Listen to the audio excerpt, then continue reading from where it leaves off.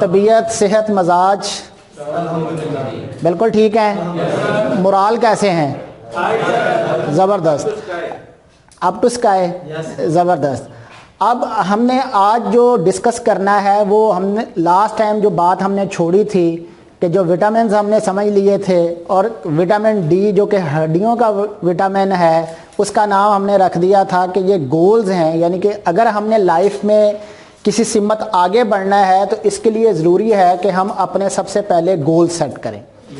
اب goal setting کی بات بہت زیادہ کی جاتی ہے. ہمیشہ کہا جاتا ہے جی کہ اگر آپ نے آگے بڑھنا ہے تو اس کے لیے آپ گول سیٹ کر لیں. جی گول سیٹ کر لیں. اب گول سیٹنگ کے لیے پہلا جو ہدف ہم نے اپنے لیے مقرر کیا ہے کہ ہم نے اپنے آپ کو ٹارگٹ کر لیا ہے کہ ہم نے اس ایریا پر آگے بڑھنا ہے. اب ہم نے اس ایریا پر آگے بڑھنا ہے لیکن کیسے آگے بڑھنا ہے یہ سب سے اہم چیز ہے. اب کیسے کے لیے یہ بات ضروری ہے کہ سب سے پہلے ہم اپنے آپ کو یہ بتائیں کہ ہم نے کس وقت میں کون سا کام کرنا ہے اور کتنے وقت میں کرنا ہے. تو لہٰذا جو سب سے اہم چیز ہے سمجھنے کے لیے وہ ہمارے لیے یہ ہے کہ ہم سب سے پہلے اپنے آپ کو ٹائم کے مطابق فکس کرنا شروع کر دیں. جب ہم نے اپنے آپ کو ٹائم کے مطابق فکس کرنا ہے تو اس کا نام رکھ دیا جاتا ہے اس ٹائم کو مینیج کرنا, یعنی کہ ٹائم مینجمنٹ. اس کو اردو میں جو اس کا ترجمہ کیا گیا ہے وہ ہے وقت کی تنظیم. اب اصل میں وقت کی تنظیم یہ ہے کہ دراصل ہم نے اپنے جو ایونٹس ہیں لائف کے جو ہم کرنے جا رہے ہیں دراصل اپنے ایونٹس کو اس کے مطابق چلانا ہے, یعنی کہ وقت کے مطابق چلانا ہے. اس کا مطلب یہ ہوا کہ ٹائم ورسز ہمارے جو لائف ایونٹس ہیں ان کو ہم نے سائڈ بائی سائڈ لے کر چلنا ہے. شادی کارڈ کے اوپر کیا لکھا ہوتا ہے؟ شادی کارڈ کے اوپر لکھا ہوتا ہے 12 بجے یہ, 1 بجے یہ, 3 بجے یہ, 4 بجے یہ.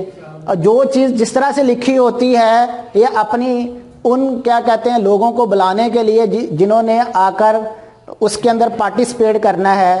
لیکن ہم نے یہ دیکھا ہے کہ ہمارے جو سوشل کلچر ہے کہ کبھی بھی ہم اس کارڈ کے مطابق جو دی گئی ہدایات ہوتی ہیں اس کے مطابق نہیں چلتے.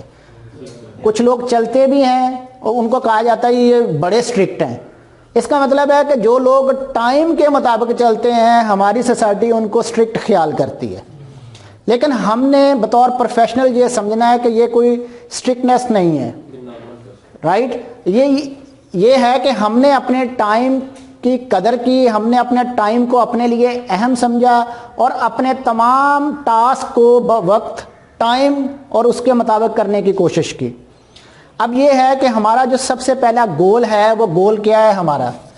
گول نمبر ہمارا 1 یہ ہے. آپ بڑے لکی ہیں کہ بیٹا آپ نے اپنے لیے سلیکٹ کر لیا ہے کس ایک ایریا کو, اور وہ ایک ایریا یہ ہے کہ آپ نے اپنے آپ کو گول نمبر 1 میں رکھا ہے جی کہ میں نے کمپیوٹر آپریٹر کا ایک کورس کرنا ہے.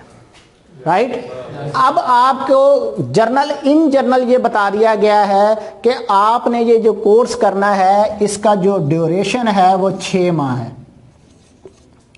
یہ آپ کے لیے ہے. آپ کو ان جرنل بتا دیا گیا کہ جی یہ کورس آپ نے 6 ماہ میں کمپلیٹ کرنا ہے. لیکن جب آپ یہاں پر ادارے میں آ جائیں گے یہاں پر آ کر یہ پتا چلے گا کہ اس گول کو آگے پایا تکمیل تک آپ نے کیسے پہنچانا ہے.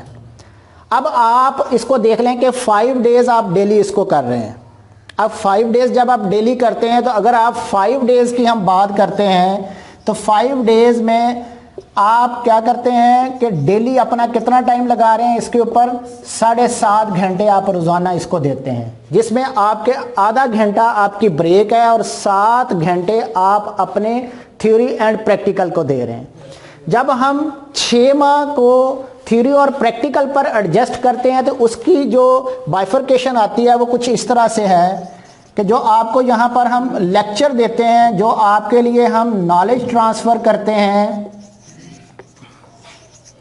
وہ تقریباً 141 گھنٹے بنتے ہیں جی اس 6 ماہ کے اندر, جس میں آپ کو جسٹ کمپیوٹر آپریٹر سے متعلق روزانہ کی بنیاد پر نالج ٹرانسفر کیا جانا ہے.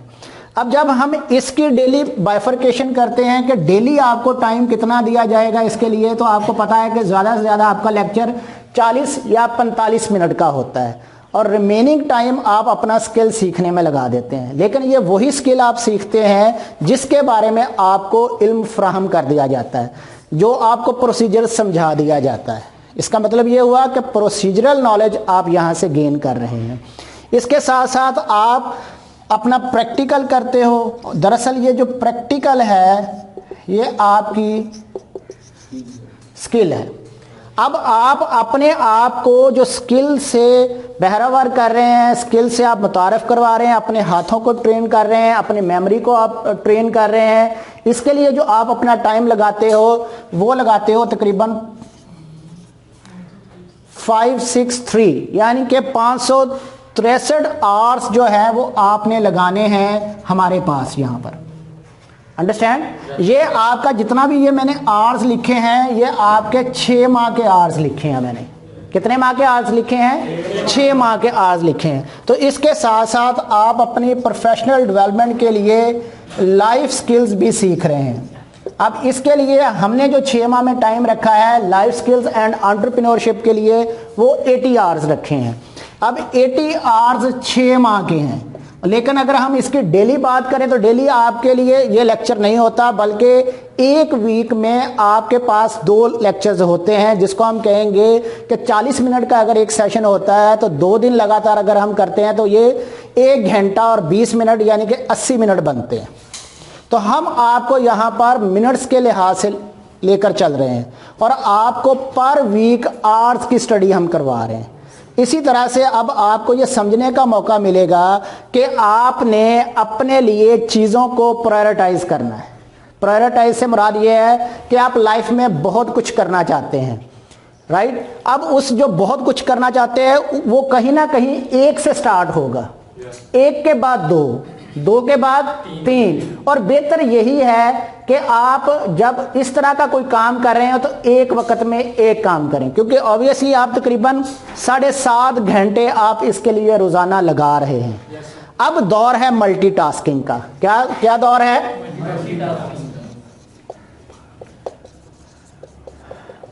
अब मल्टीटास्किंग बहुत ज्यादा पसंद की जाती है किसी भी फील्ड के अंदर। आप बॉस हैं, आपके ऊपर एक बॉस बैठा हुआ है। अब बाज़ का बॉस जो ऊपर बैठा होता है वो नीचे वाले बॉस को कहता है कि जी मेरे लिए फलां प्रेजेंटेशन आप तैयार कर दें, तो उसके लिए वो प्रेजेंटेशन तैयार करना शुरू कर देता है। हालांकि उसके जॉब रोल के अंदर जो वो एक्चुअल में अपनी जॉब कर रहा है उसमें उसका काम ये शामिल नहीं होता। अब आपने ये समझना है कि जब आपने गोल सेटिंग करनी है तो गोल सेटिंग के अंदर अपने टाइम को इस तरह से आपने फ्लेक्सिबल रखना है कि आपको सिर्फ एक ही काम नहीं करना पड़ेगा। एक और एग्जांपल, मिसाल के तौर पर हमारे पास यहाँ पर एक माली काम कर रहा है, उसका असल काम क्या है? प्लांटेशन करना। असल काम उसका क्या है? ग्राउंड्स को मेंटेन करना, क्यारियाँ साफ सुथरी रखना। लेकिन अब यह है कि ऑफिस बॉय छुट्टी पर है। अब वो क्या करता है कि वो अपना क्यारियाँ भी साफ कर रहा है, साथ साथ अपना ऑफिस बॉय का भी वो एक्टिविटी कर रहा है। उसको अदारे से बाहर भी जाना पड़ता है काम के सिलसिले में।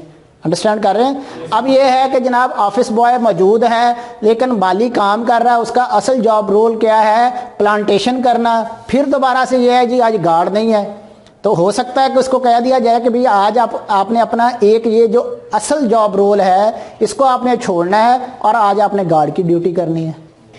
अब प्रॉब्लम यहाँ पर आ रहा है, सारा का सारा प्रॉब्लम ये आ रहा है कि हमने अपने आप को फिक्स नहीं करना।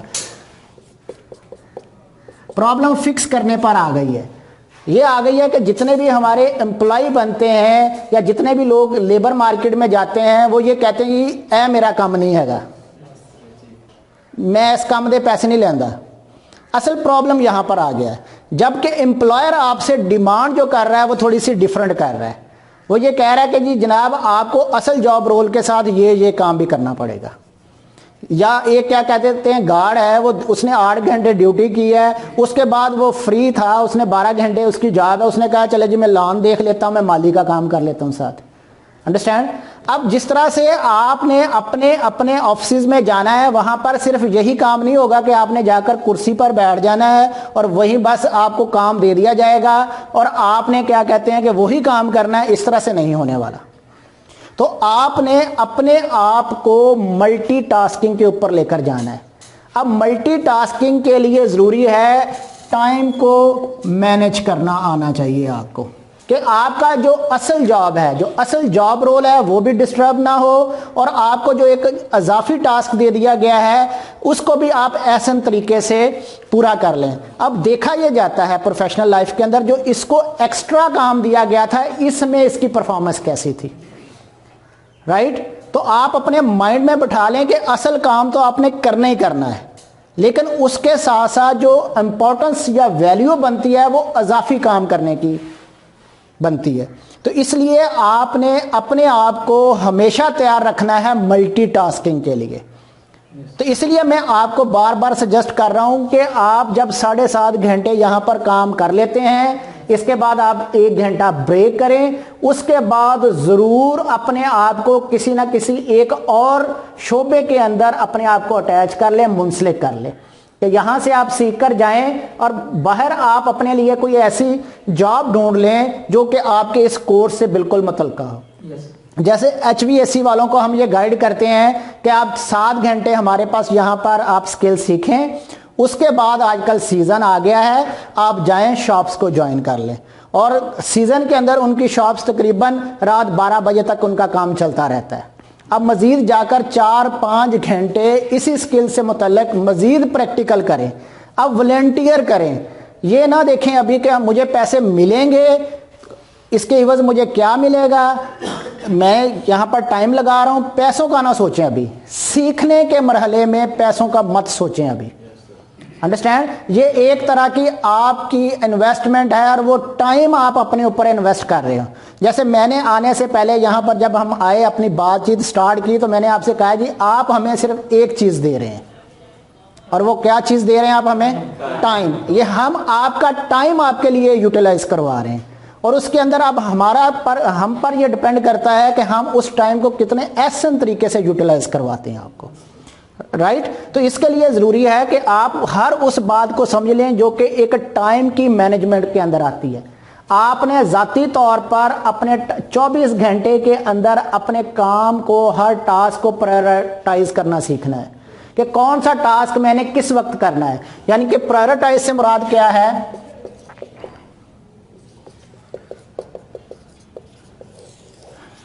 پرائورٹائز کرتے ہوئے آپ کیا کریں گے؟ ڈیسیجنز کریں گے. آپ اس کے دوران کیا کریں گے؟